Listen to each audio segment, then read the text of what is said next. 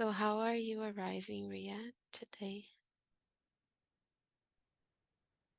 Yes, I just shared in the chat. There's some part of me that's kind of a bit nervous, like, ooh, I'm supposed to be the expert or something like that. So that it's not very big, but it's definitely in my belly. And I know it will go away, but that's Mm, how I'm arriving. I had an open afternoon today, so the hours before this were kind of empty. So I could kind of prepare by not preparing anything, like not preparing any words or but just be silent and be centered. And suddenly the sun was out and I went into the garden and I was like, oh, seems like a nice time to plant some more peas, which I did. And then just at the end, it started to rain again. So it was only 10 or 15 minutes or so. And speaking it is already calming it down. mm, mm. Yeah, so thank you for accepting this invitation. And I'm going to be asking a few questions and then let's see what others, especially Cheryl and then everyone else, has to ask about this idea and this practice of source keeping. So I want to start by asking, what is source keeping to you? Mm.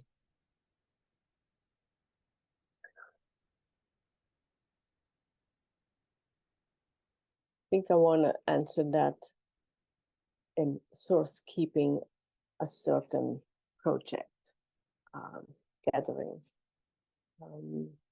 Because I do know that sense of checking in, I would say, am I aligned with what I'm doing? Like what you just shared about, am I supposed to go out or, and how is my whole body and the, what is the real alignment? Um, but source keeping for me is, first of all, it starts for me to receive a call, like you feel like, oh, this is something that needs to happen, or that I'm called to help to bring to the world. Um, and so that's like the first initial, say, eruption from source through your own being. Um, and then source keeping is more like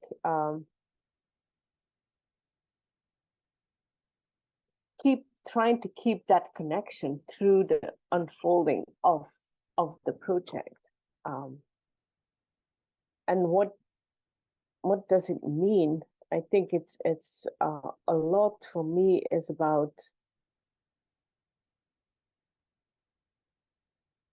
what I initially long time ago named as holding space. Like there is, if you receive a call for, let's say, a gathering or a project, you somehow have an energetic sense of the potential of that project, what it could become.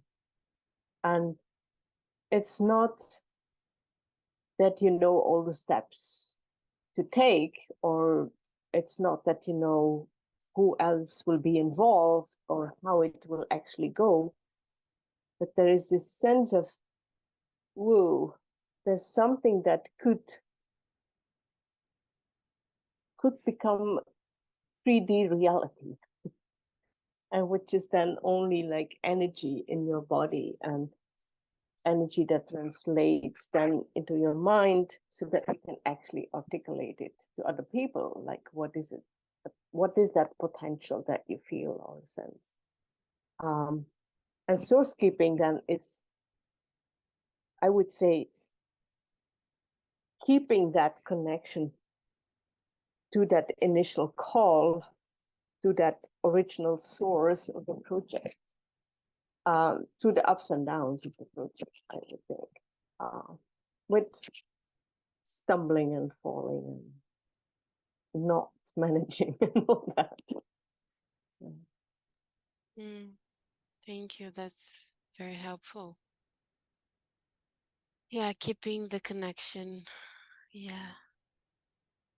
And my main curiosity, like the main thing I want to ask you has to do with, because you have been doing the work of collective presencing for a long time now, and in the beginning you were with in-person groups and mainly women, right? In the beginning. Yeah, and the women moving the edge. Yeah. And now, since the pandemic, there was this new movement happening on the STOA with also men, not only women, and with people all over the world. So I'm super curious, how did you see the connection between these two movements? Are they a continuation, or like how do Mm, you feel in your own experience the process of maintaining that connection with the potential?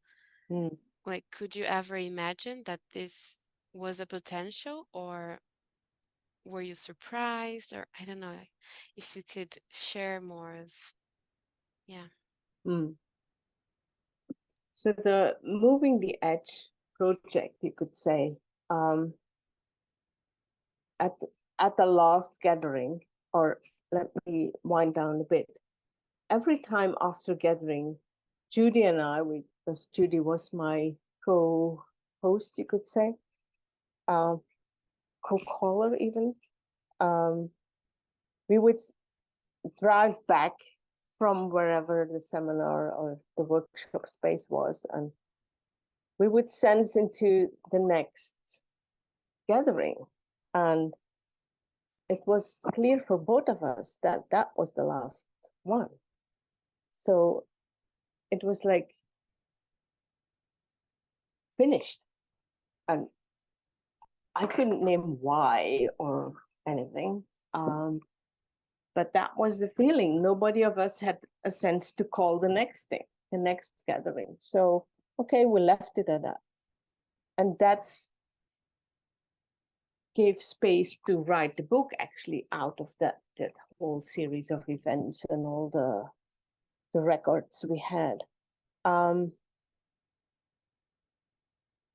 We had a few, or we had one, I think we had a few online calls where Rachel was also part of.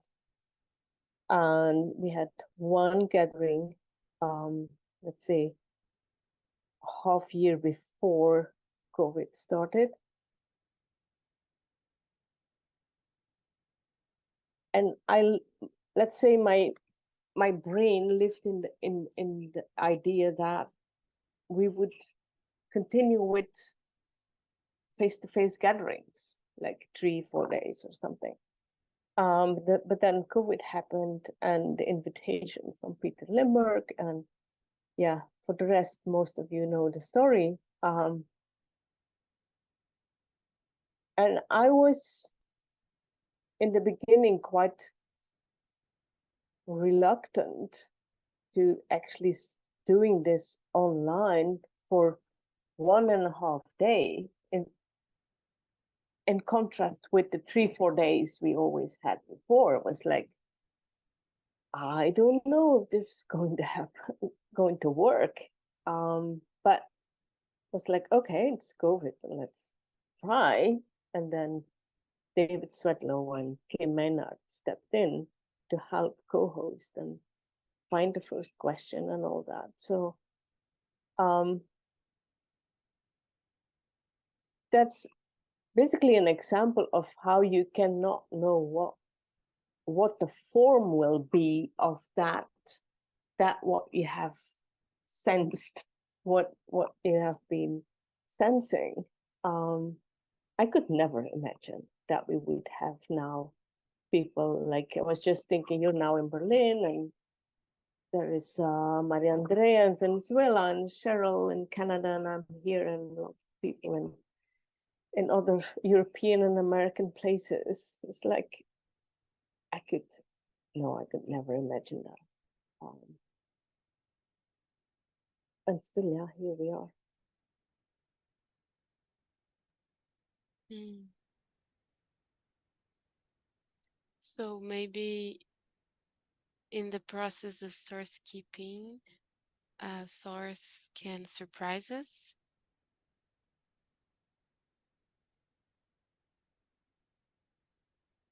Yeah, source, life, opportunities, also difficulties might surprise us. Like for the Belgian gathering, I think I said upfront, like, this will be messy. I hadn't included myself so much in that messiness, which eventually I was very messed up in that whole process. Lots of triggers all around for me personally. So yeah, you can sense a potential for a project, but I think your conscious mind is not aware of all the learnings, all the stretching I have to do to actually be able to actually make that manifest. There seems to be a lot that the universe is then saying, like, okay, look at this, because otherwise it doesn't happen. That's how I look at it now. Um, Mm. Oh, yeah. yeah, life Resonates. life happens. Mm. And this resonates a lot. Yeah. So, how can we stay centered and how can we maintain our connection with Source in the midst of the messiness?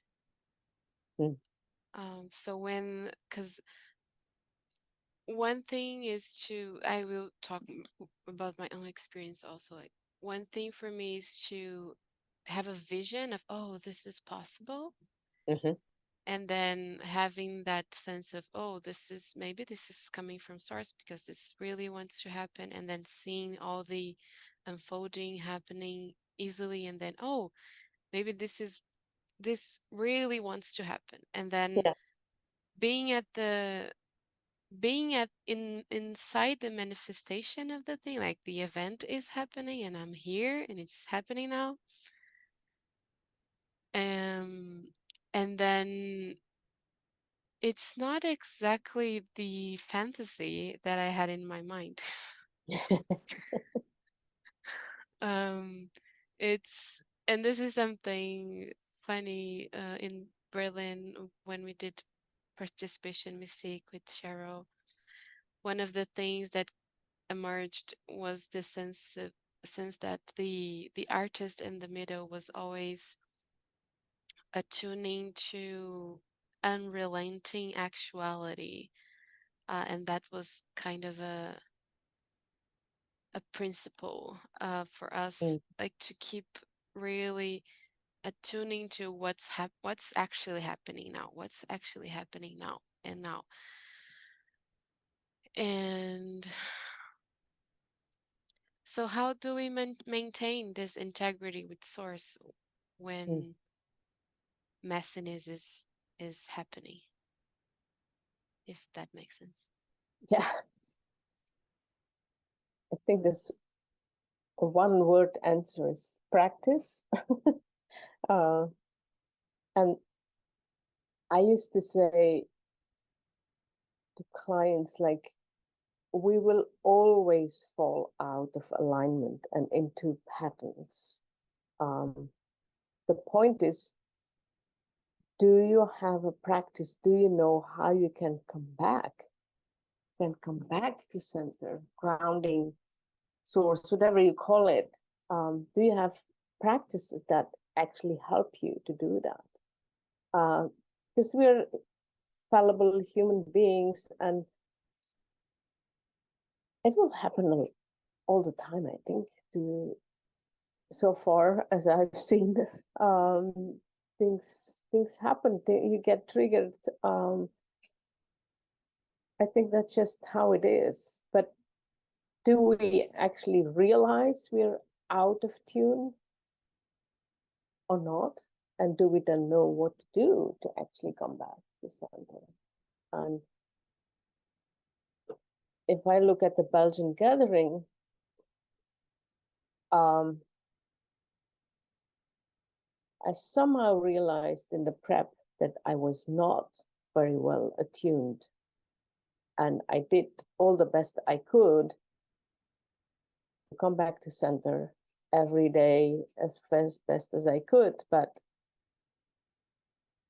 actually looking back at it, I should have said like, hey, I'm not centered. I'm not grounded enough. Let me step out or ask for help or whatever. Yeah, it's not because I was part of, let's say, the sourcing of that gathering that I can always be aligned with source. I think that would be asking too much of us. Yeah. Um, and I remember you asking for help at one point in the circle when we were inside a circle. I remember a moment where you were explicitly asking for help. Um, so that brings me to another question, which is, hmm,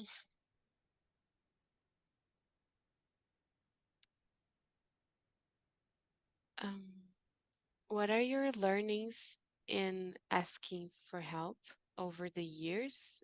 Like different Mm, situations you have been in different hosting teams, hosting different types of events in mm, creative hosting or collective presencing.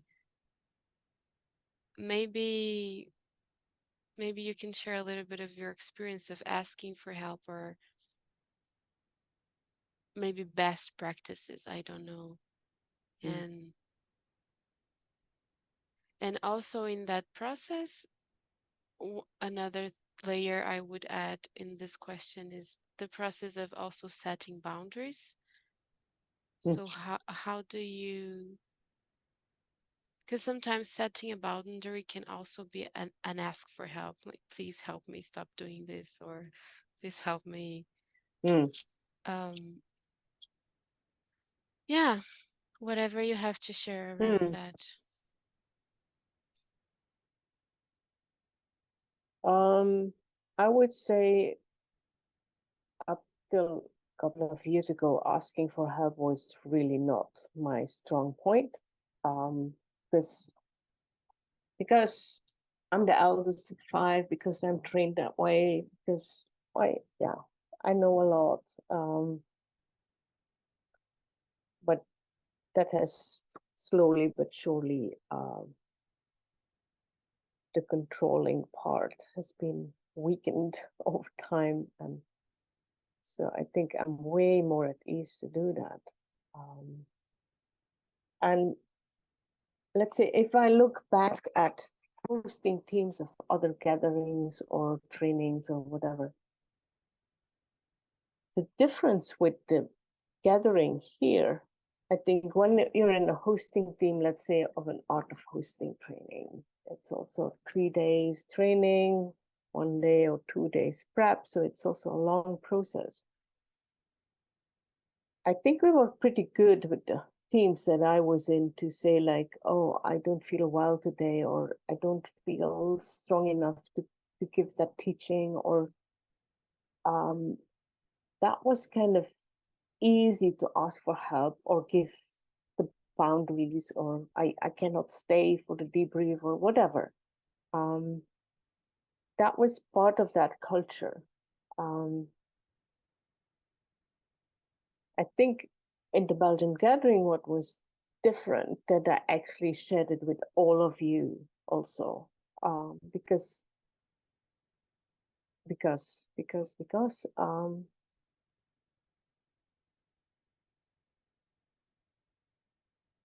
I think I was calling upon the the hosting capacities of everybody, um, or the ones who felt like stepping up, and many of you did. Um,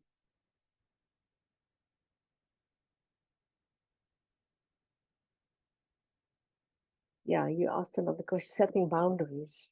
Um,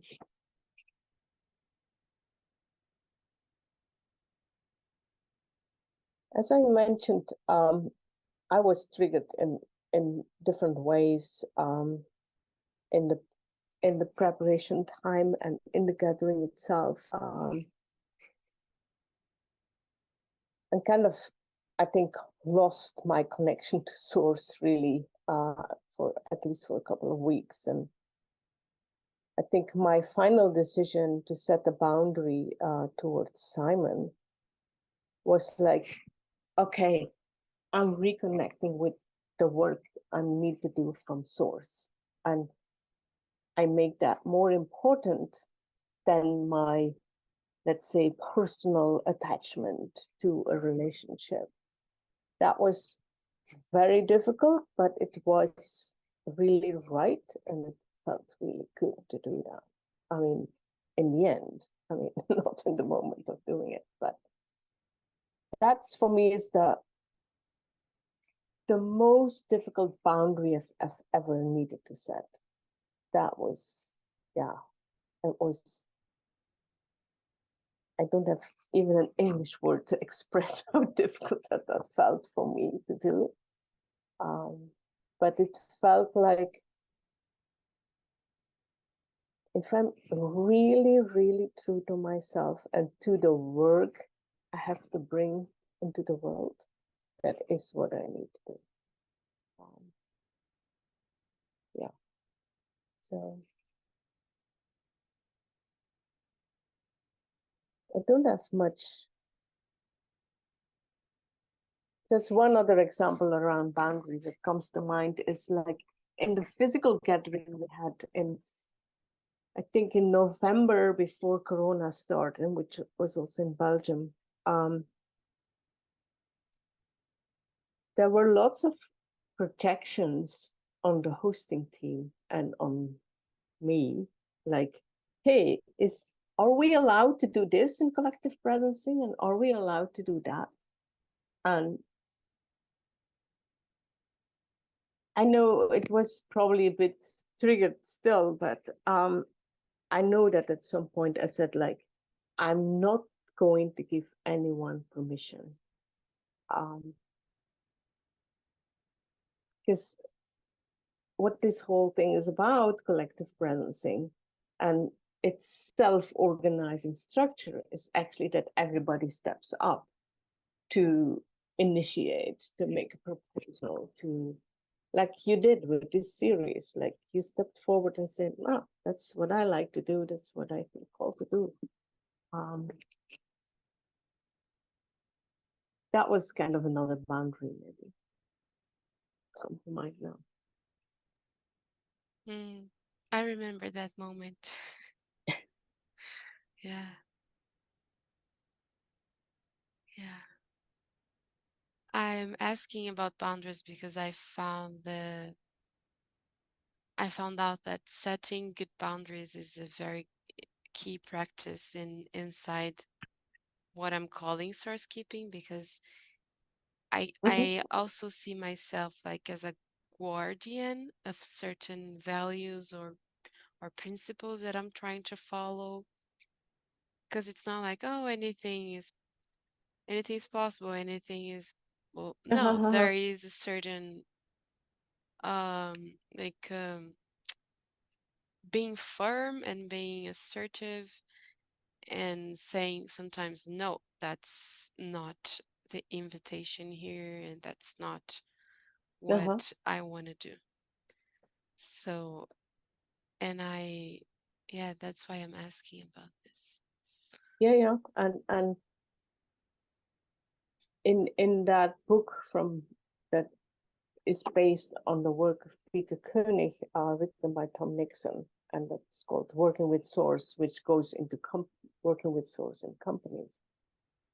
Um, this they say explicitly that the source of a business in that regard actually knows like what is within the boundaries and what falls out of it. And it's maybe not always clear from the beginning, but that's part of the source keeping to feel like, I call it, are we still within the banks of the river, or are some people going outside? And yeah, Mm-hmm. it's it's something energetic, what you energetically feel and sense, and that you then have to articulate, otherwise other people don't know, and make the distinction like, yes, this is in, but that, no, that's out. And yeah, it's what I find is where we need that maybe more masculine capacity of actually articulating what we know, sense in a more feminine way. I'm not saying only women can do that, but Mm-hmm. That resonates a lot.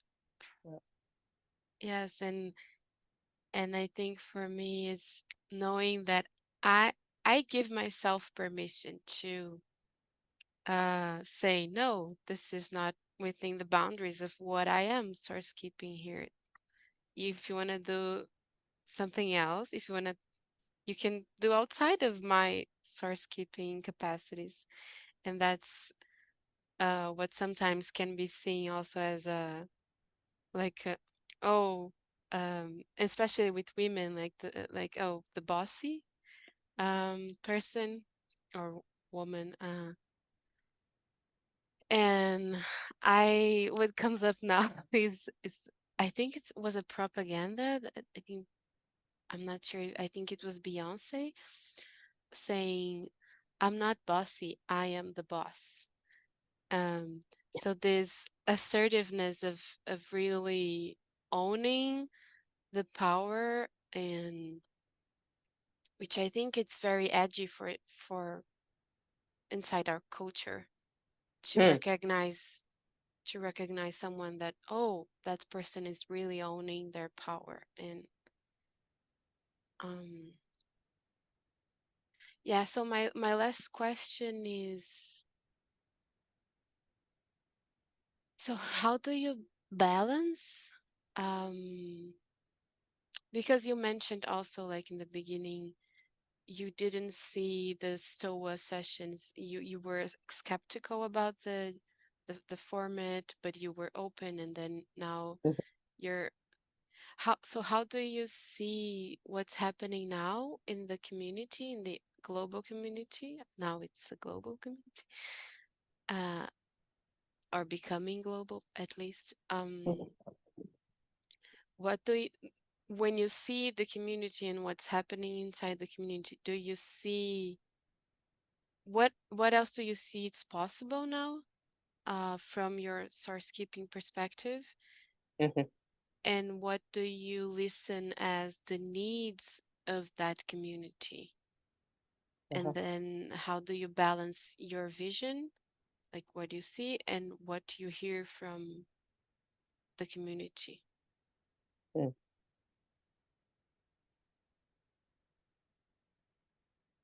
What I hear the most and see the most needed is that if we are to go into more gatherings and eventually more villages, um, like real real projects on the ground somewhere. I think there's a need to expand our capacities. Like, we are good at dialogue and sensing from the middle and all that. But what do we do when there's conflict and when people get triggered and all the stuff that can happen when you live more closely together, and as Bonnie would say, when physical bodies come into the room.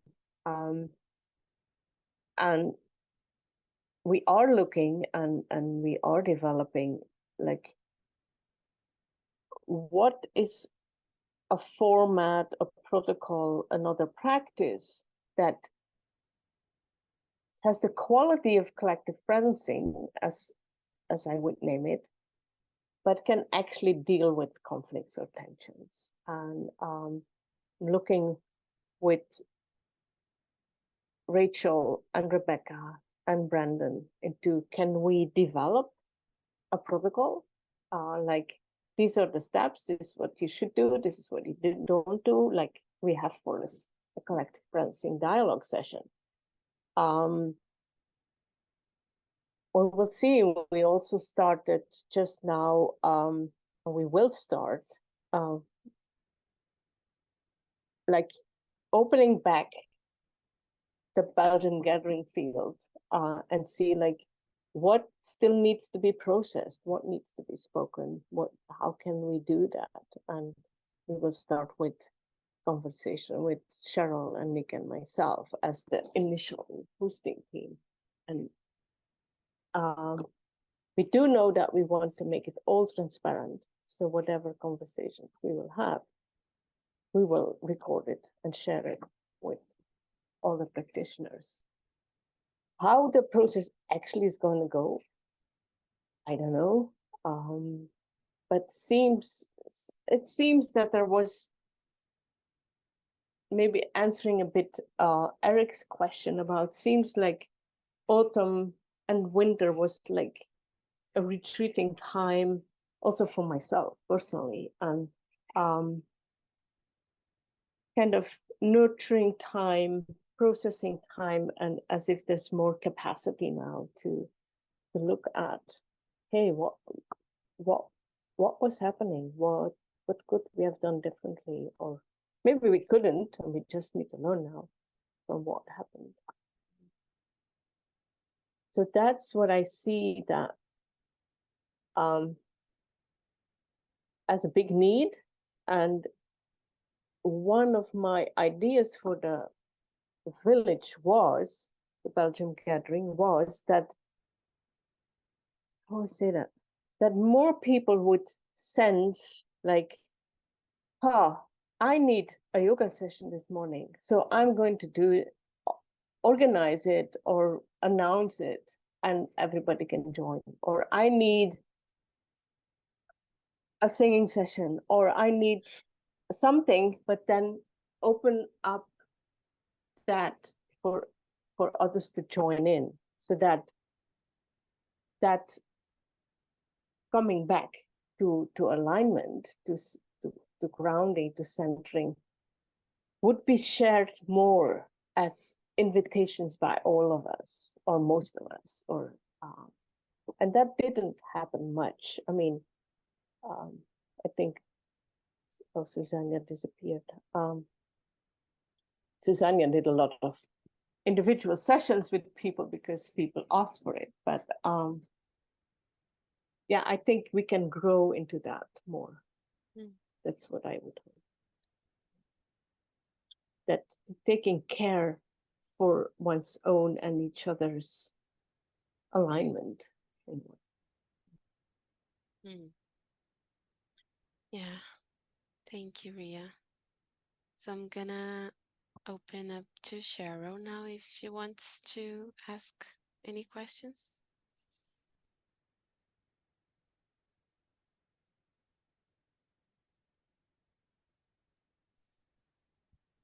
Popping in from behind the veil.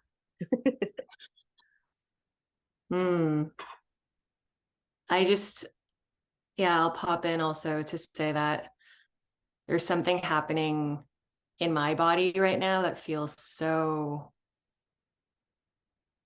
I just notice myself like smiling and also like on the brink of tears for a lot of this conversation. And something that I just wrote down that I really witnessed unfolding, especially in the last, it feels like the last half of this conversation has been an expression of brave humility, or even like courageous vulnerability, like, and kind of like the paradox of what it looks like, especially as more people feel called to a very particular expression or form of leadership that's kind of like leadership from within, that isn't about necessarily having power over others, but to hold space for others to also come into their power and to then to contribute to collective potential. And just how much that asks for a kind of like new postures, new ways of being, new forms of leadership that we see modeled in other places, but it's kind of like new flames that are popping up, and we're beginning to learn more about what that is. But I was just noticing just the, I don't know, a quality of like, yes. When I was, when Ria, you were sharing about just the difficulty of your experience with Belgium and just the containment of, oh, yes, I was triggered. And yes, like as a source keeper, you will feel like fall out of alignment. And yes, like maybe a couple of years ago, I'm not someone who would be considered skillful at asking for help. And all of that brings up like more admiration for me. I notice being like, oh, there's something that's so trustworthy about that. There's something that feels so like, it just feels trustworthy. It feels like, yes, we are all on our own journeys of unfoldment. And at the same time, I also like honor and acknowledge like the asymmetries in different experiences and expertise. So I think I just really wanted to name that because there's something that feels like something feels deeply nourished in the field when more and more I feel like people in positions of leadership, like source keepers, like that kind of new form of leadership, like very much honor like their own mystery and their own like vulnerability and their own learning edges, like, but with everyone, it's kind of, it's very much inviting the community in. So I think that's something that kind of leads to a question, which is, I've observed how in these emerging communities, like Ria, I see you as the source keeper of collective presencing. And I know you also, you're kind of like, in many ways, bringing forth like the wisdom of also the women moving at the edge, and then kind of pouring that wisdom into this now deeper, wider, much more global reservoir. I wonder like what would it be like for the rest of us? Because I will own my projection. It's like sometimes it's so easy for me to be like, when I first met you, I was like, Ria's the leader. Ria wrote the book. Ria's the wisdom holder. Like Ria makes all the decisions. And even though even inside of the book, it was like, no, this is like a space for others to be called in. I think it's really hard, especially in a culture where we're very used to just like looking for the people who have the answers.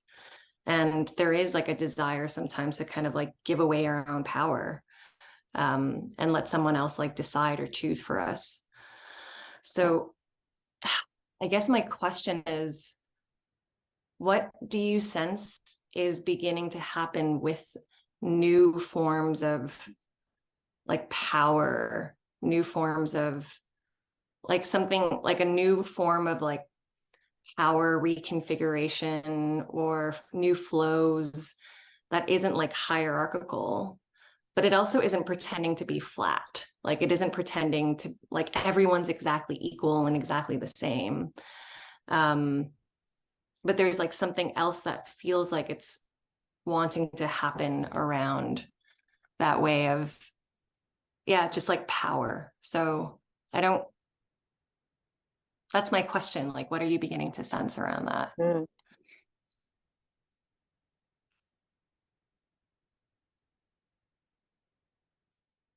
I think I would like to mention that word self-organization again here, which we also see in companies and startups and all that. I think we have a certain, within collective fencing, we have a certain different flavor of it, but it's not because you say there's oh, we do away with formal hierarchy and we do self-organization that everybody actually can just jump into there and do it. There's a whole, as you just said, we have to undo a lot of that hierarchical habit that has been ingrained in us through education and blah blah blah. And that's what I love about my therapy work I did with individuals, and what I love about seeing Pam stepping up and Marianne stepping up and Keith moving and Phoebe stepping up and Maria Andrea, and I'm like, oh wow, look. I always get like excited, like, oh yeah, they found their power, they're sneaking in and they're doing their thing. And I've always, in all the years that I do therapy, I've always found that the most rewarding when people connect with that life force in themselves. So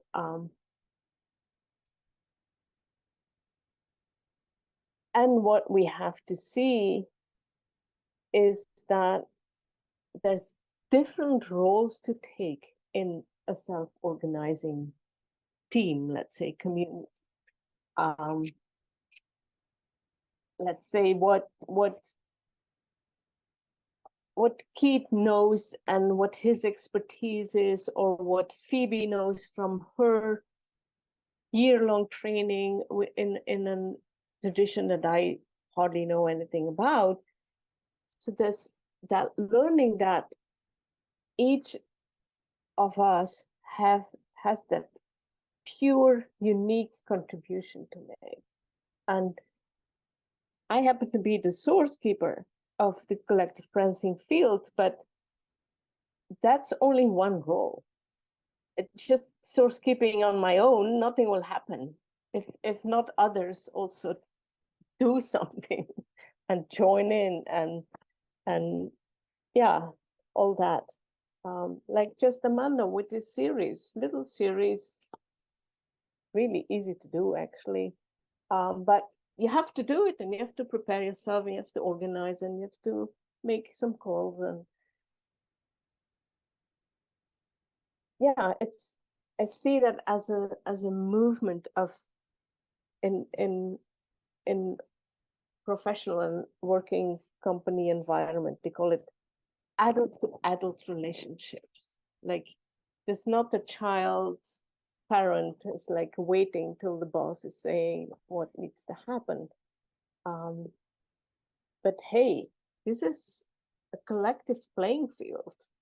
And if you start playing something and 10 people join, great. Nobody joins, maybe where it came from wasn't resonating or didn't have enough life force, or yeah, that's just learning for, I think that's just globally, evolutionary, whatever you call it.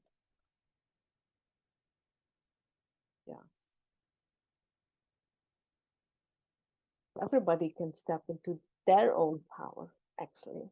I think that's where we're heading. And then what we do is try to do that in a collective.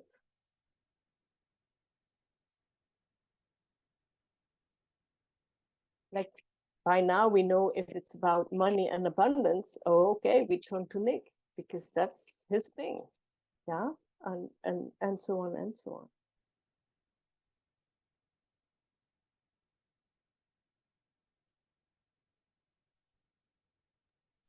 Yeah, my response to that was this, it's like this image that comes up for me a lot, like the murmuration, just like this way in which when everyone tunes into their own source, their own relationship with source, their own life force, their own deep desire, their true calling, like there is a way in which you don't, like no one needs to do anything to set it up for others. Like it is just like this highly emergent phenomenon. And yet we are in a transition right now. It's like we can't just, snap our fingers and kind of get to the highest potential state. It's like, oh, we have to build all these scaffolds to be able to support people really developmentally. And yeah, I think that also feels like that transition work feels really important. And then I think I just want to name one more thing, which is something that really resonated was when Amanda was talking about being the guardian. Like when she said, oh, you become the guardian of the sacred principles.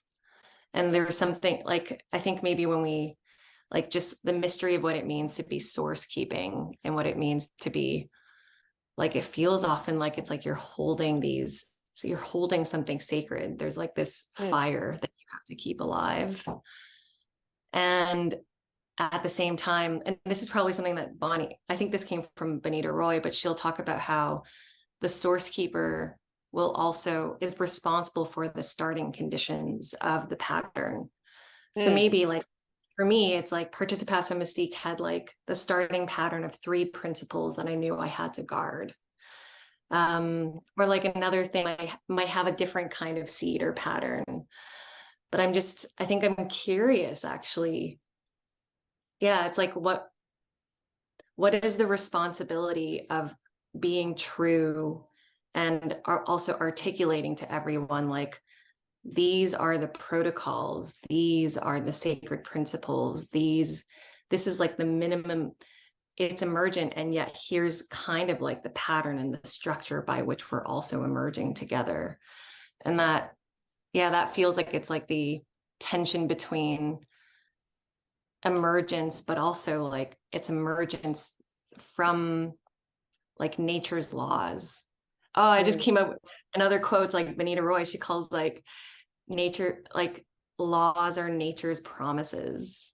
Like laws are nature's promise. It's like each source keeper holds those laws as promises. So yeah, I'm curious how that resonates with you.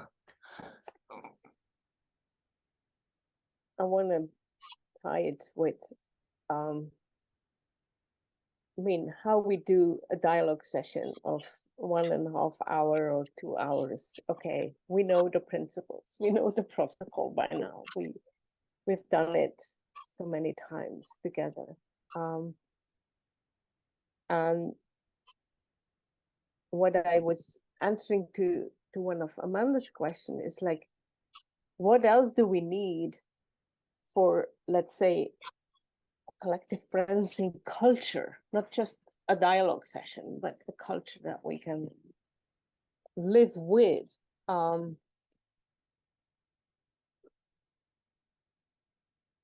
And I don't know if I can name that really.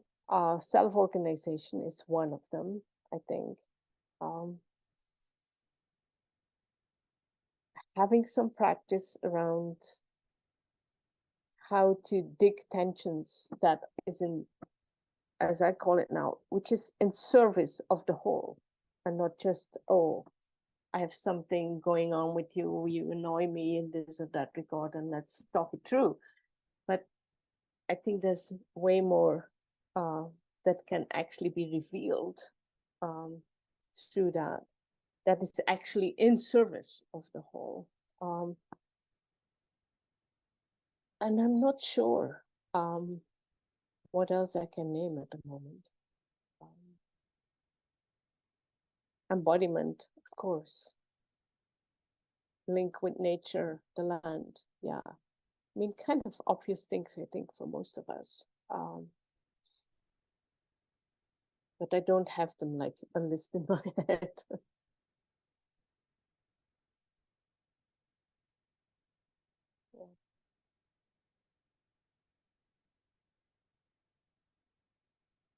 It's indeed the other day I had to speak about how is working together along natural principles.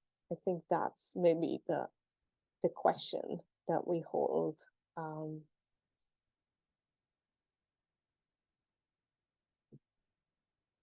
Yeah, and learning to step away from the so ingrained hierarchy and complicatedness and all that. When you're actually aligned and you feel like this is what I need to do and I have energy for that, and things work out pretty easy. I mean, and then you can stumble and fall and fail. But yeah, for a project I'm initiating in Flanders, it's like, it works. I mean, even look at the Belgian gathering, how easy it was set up, and everybody just came. Everybody joined. Almost everybody. That was like, ooh. Didn't feel like you had to drag along or something. This, yeah. Yeah, what if we could live in that way? That's